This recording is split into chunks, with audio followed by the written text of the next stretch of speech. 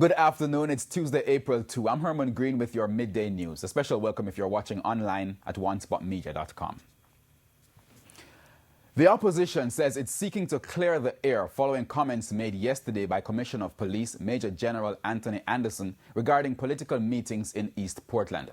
Speaking on RJR's hotline on Monday, the commissioner stated that he did not give permission for the People's National Party, PNP, to keep a meeting at Folly in Port Antonio today. The statement by the commissioner is, have I said that we would have adequate police presence to deal with two meetings taking place at the same time. And I think from just a pure public safety perspective, it's risky at best and dangerous at worst. The truth is that we're putting in a lot of resources, police resources. The JDF will be in there as well. And whatever, not only to deal with things from here right on up to the election day, and whatever contingencies may arise, we will respond to them as required.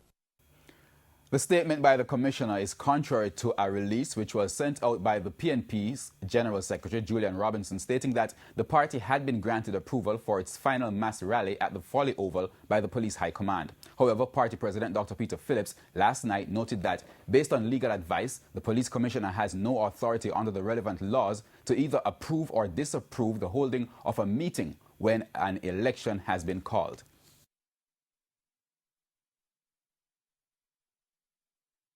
The Representation of the People Act in Section 81 requires only that 3 hours' notice of an intention to hold a meeting is to be provided to the police.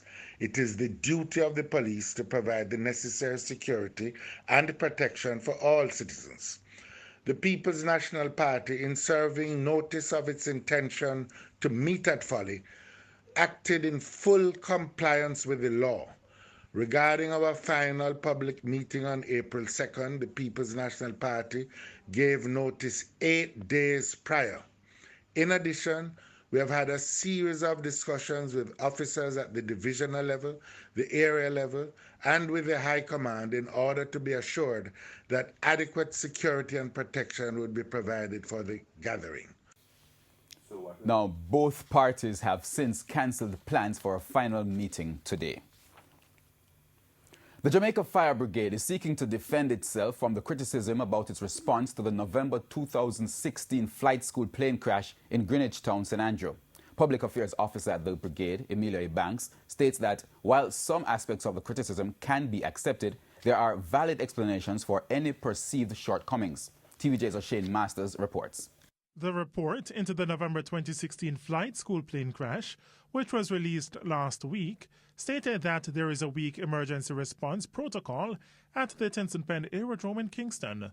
It also stated that the Jamaica Fire Brigade did not have personnel trained to deal with this type of aviation fire, and that the foam used to deal with the fire was ineffective. However, the brigade's public relations officer, Emilia Banks, has responded to questions on firefighters' training to handle aviation fires. That is a yes and a no, in that in basic firefighter training, that is not taught there. However, on-the-job training, as much as is possible, we will simulate those kind of situations. It's difficult to go beyond simulation because the different factors involved. When you're looking at aircraft, for example, those are not easy to acquire to maybe stage that kind of situation. I have been on a few of those, and I know we have persons who have been on a few of those as well, but they are normally done in conjunction with maybe the airport's authorities or those individuals. He also responded to the criticism that fire personnel were not equipped with the right foam to fight aviation fires. The foam, because of its low cooling properties, it will take some time or considerably longer time than if they were using water. But unfortunately, water could not be used in this case. As well, the fact that fuel was continuously draining from the tank of the plane. Every time the fumes from that fuel come into contact with any kind of heat, then you would have some amount of reignition. So when Tinson Pen came, I was on the scene when Tinson Pen got there. That was approximately 45 minutes after we started fighting the fire. So we would have been there battling the blaze for 45 minutes. So when they got there, it can be We can give and take. Maybe if they didn't get there at that time, it would have still been out in the 5 minutes. O'Shane Masters, TVJ News. An ex-policeman has been taken into police custody after he reportedly used a saw to slash the throat of a man in Yala Square, St. Thomas last evening. According to police reports, at about 5:30 Monday, two men were in a heated argument which became physical. One of the men, in a bid to escape, ran into a bar which was being renovated by the ex-policeman. His attacker threw stones at him, which hit the ex-policeman. His attacker then ran into the bar after him. The ex-policeman then approached the man who hit him with the stones. Now, it's not clear what transpired, but reports are that the ex-policeman swung a saw he was using at the man, and the saw reportedly slashed the man's throat. He ran from the building and was subsequently assisted by the police to the Princess Margaret Hospital, where he was admitted in serious but stable condition. Job seekers who are using the internet to find employment are being urged to conduct a thorough research of the company they're applying to. The warning comes on the heels of social media reports of two females allegedly going missing after leaving their homes for job interviews at a hotel in St. James. Speaking on TVJ Smile Jamaica on Monday, Membership Service Committee member at the Human Resource Management Agency of Jamaica, HRMAJ, Melissa Anderson, said it is not new for scammers to have fake job postings. She added that most fake job postings are used for identity theft and scamming. However, she said this is the first case she's aware of, which includes suspected human trafficking.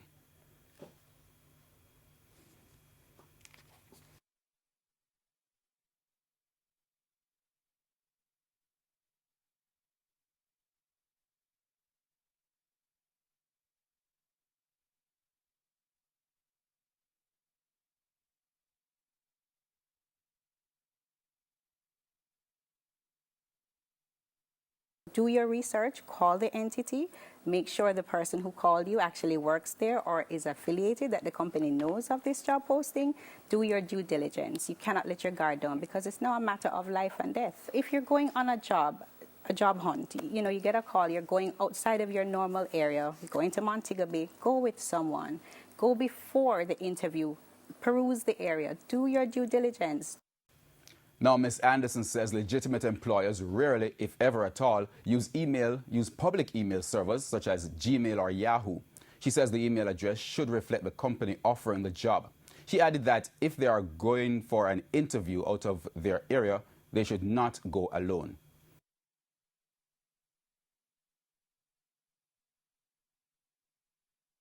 If you're going on a job hunt, you get a call, you're going outside of your normal area, you're going to Montego Bay, go with someone.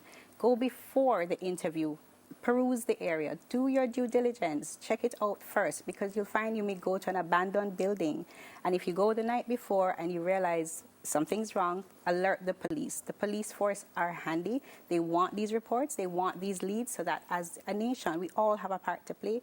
We need to clamp down on these criminals. To a TVJ News follow-up now, students of the Balcom Drive Primary School in St. Andrew are back at school following the forced closure of the institution yesterday due to a lack of water. Health inspectors ordered the school closed on Monday as unflushed toilets and unclean kitchen areas due to months of no running water raised hygiene concerns. Well, following TVJ News report highlighting the problem last evening, school administrators say the National Water Commission, NWC, trucked water to the school this morning. Community members who have also been struggling without water for months were able to fill up containers for household use. The water problems stem from the ongoing road works at the Portia Simpson Miller Square and along Hagley Park Road in St. Andrew. They are calling for a scheduled trucking of water to the area until the regular piped water flow can be restored. The Grange Hill High School in Westmoreland has been plunged into mourning following the death of one of its security guards. It's understood that the guard, 44-year-old Clifton Lumley of a Savannah Lamar address, was killed by a student at the school. The details in this report. A solemn mood was the atmosphere at the Grange Hill High School in Westmoreland on Monday morning. Flowers could be seen lying below these pictures of 44-year-old Clifton Lumley, with this sign, "Gone too soon." Mr. Lumley was stabbed on Friday while on duty at the institution. Approximately 20 to 3, our security guard was stabbed by two persons. He was taken to the hospital. He underwent treatment, inclusive of surgery in the night, and he died approximately 9:30 Saturday morning. TVJ News has learned that one person who is allegedly involved in the incident is currently in police custody. That person is said to be a student of the school. According to the principal of the institution, Errol Stewart, at the time of the incident, the student was on suspension. I have been informed that Mr. Lumley would have spoken to two youngsters who came on the compound. The police came afterwards and they dispersed. It was after that that the incident took place. Mr. Stewart describes Mr. Lumley's death as a great loss to the school. He was involved in every aspect of school life. He would first to see a leak on the compound. He would be the first to see a door off hinge. It's amazing that gentleman had in his car a toolbox for repairs on this compound. He said, just a minute, and he went for his tool. In fact, during times when we would be going on outing, he would be part of us. And he would even be in the kitchen assisting with cooking. That was the kind of person security guard was. A team from the Education Ministry has been providing counseling to help students, teachers and staff to cope with Mr. Lumley's death. We are extremely saddened, deeply, and we are trying our best to show the best. Because apart from us adults, and we are going through what we are going through, the students, the children, we have to be strong for them. The Ministry of Education officers are actually here with us as I speak. Earlier on, the guidance unit, the trauma team in this section, and they have all done a wonderful job of supporting us. Alicia Williams, TVJ News. At least one human rights advocate is blaming successive governments for the inability to reach a consensus on abortion. Speaking on TVJ Smile Jamaica this morning, member of the Partnership for Women's Health and Well-Being, Joan French, lamented that despite efforts over the years, no government has been able to decriminalize abortion in Jamaica. This is a proposal that has been around since 1975. Various health ministers on both sides of the House have agreed that the law needs to be changed, and still nothing has happened. So neither the People's National Party nor the Jamaica Labour Party has been able to take this to the point of honoring that need of women. Member of the Partnership for Women's Health and Well-Being, Nadine Spence, suggested that one hindrance to any progress is the desire to keep the current status quo. I think Jamaican politicians also think that it is something that the Jamaican voter feels strongly enough about, so that they would perhaps vote them out if they change the law. Member of the Caribbean Women Theologians for Transformation, Patricia Donald Phillips, says while she agrees the responsibility must be shared. They're supporting this who are silent. So I believe that as citizenry, that's the word, we ourselves have not been as vocal as we could be. You have to bring the pressure, you have to press down on the screw, to let this happen. So I say we share the responsibility.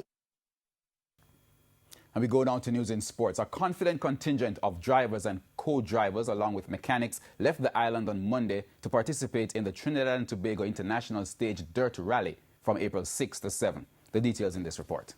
The 5 reggae racers will be vying for the overall trophy and the 3 individual class titles over 24 stages in the 2-day event. Only 2 members of the team have ever competed in Rally Trinidad. Reigning and 2-time national champion Kyle Gregg and the co-driver Marcia Dawes is the favoured team to bring home the title. Yeah, we're looking forward to going to Trinidad. First time representing Jamaica overseas on a dirt event.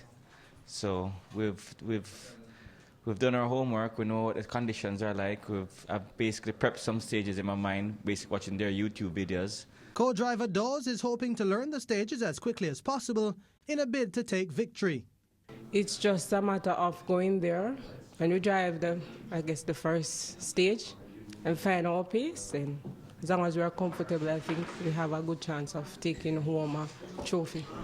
Timothy Stewart and co-driver Stephen Gunther could have issues as they'll be driving an Evolution 10, which is being shipped to Trinidad and Tobago from England. We're going to be seeing this car for the first time when we get to Trinidad. So acclimatizing ourselves to that car is the first challenge, and then getting to know the stages in Trinidad, of course, is another challenge. But I do believe that we are up to it, and I see all of us, all the 5 teams, coming home with trophies.